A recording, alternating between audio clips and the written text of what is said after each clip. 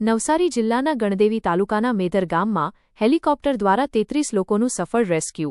નવસારી જિલ્લાના ગણદેવી તાલુકાના મેદર ગામમાં છેલ્લા 3 દિવસથી સતત પડેલા ભારે વરસાદના કારણે 33 લોકો ફસાઈ ગયા હતા. કેન્દ્રીય જળ શક્તિ મંત્રી તેમજ નવસારીના સાંસદ શ્રી સી.આર. પાટીલજી દ્વારા રાજ્ય સરકાર સમક્ષ તાત્કાલિક રજૂઆત કરવામાં આવી હતી.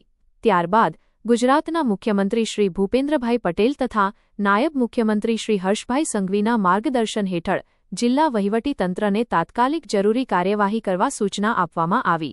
વહીવટીતંત્ર દ્વારા હેલિકોપ્ટરની વ્યવસ્થા કરીને મેદર ગામમાં ફસાયેલા તમામ 33 લોકોને સુરક્ષિત રીતે રેસ્ક્યુ કરી સલામત સ્થળે ખસેડવામાં આવ્યા હતા. સમયસર હાથ ધરાયેલી આ કામગીરીથી સંભવિત જાનહાનિ ટળી હતી અને સ્થાનિકોએ રાજ્ય સરકાર, જિલ્લા વહીવટીતંત્ર તથા બચાવ કામગીરીમાં જોડાયેલી તમામ ટીમોનો આભાર વ્યક્ત કર્યો. HX24 ન્યૂઝ ગુજરાતી સાથે જય બગિયા, સુરત.